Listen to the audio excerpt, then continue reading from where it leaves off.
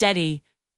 Emma Lawson steadied her breath as she walked across the softly glowing dining room of Orem, one of the most expensive restaurants in the city. Crystal glasses clinked quietly on her tray as laughter and low corporate chatter floated through the air. She had been working here for 3 months, long enough to master the routine, long enough to feel like she didn't belong. 7 with a business degree and dreams that once felt unstoppable. She never imagined she'd be serving cocktails to people who talked about mergers like weather reports. But dreams didn't pause student loans, and they certainly didn't stop life from collapsing when family needed you most. Tonight was different. Orem was closed for a private corporate celebration, and the guest list screamed power and money. Emma had been assigned to the main floor, which meant long hours, forced smiles, and guests who rarely acknowledged the person pouring their drinks. She was moving toward the bar when her entire body froze. Across the room, near the entrance, stood a man who pulled the air out of her lungs, tall, confident, dressed like success itself. Ethan Reynolds, the man she had loved completely and lost 8 years ago. Time seemed to rewind all at once. College nights, shared dreams, whispered promises about a future they were going to build together. They had broken up during their final year when Ethan left for New York, chasing an opportunity neither of them could ignore. Emma had stayed behind because her father was sick, because her family came first. They promised to stay in touch. They promised distance wouldn't change anything. Life proved them wrong. Emma ducked behind a marble pillar, her heart pounding. What was Ethan doing here? Why did he look like he owned the place? Before she could think further, her manager's voice cut through the noise, calling her back to work. She lowered her head, tightened her grip on the tray, and reminded herself she was invisible tonight.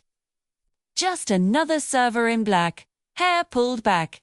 Nothing like the ambitious woman Ethan once knew. For nearly 2 hours, she succeeded in avoiding him. She volunteered for extra bar runs, stayed far from the entrance, and focused on surviving her shift. But fate wasn't finished. Her manager finally assigned her to the VIP table. The owner's table. Emma's stomach sank. As she approached with drinks, she kept her eyes down, praying he wouldn't recognize her. But the moment she turned to leave, a familiar voice stopped her cold. Emma. Her wrist was gently caught. Not demanding, just enough to make escape impossible. She looked up, and 8 years disappeared in a single breath. Ethan's expression shifted from surprise to disbelief to something dangerously emotional. Emma Lawson, he said quietly.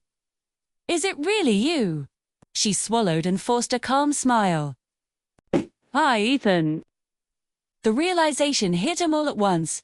Her role, the imbalance between them. He apologized immediately, clearly uncomfortable. She brushed it off, insisting it was fine. This was her job. His success was obvious. When he asked if they could talk after her shift, she said no. When he asked again, sofa, she didn't answer. He promised he'd wait anyway. The rest of the night felt unbearable. Emma could feel his eyes on her, feel the past pressing against her chest. When the event finally ended, she considered slipping out the back door. But something, maybe curiosity, maybe unfinished pain made her stay. Ethan was waiting near the entrance when she changed into her regular clothes.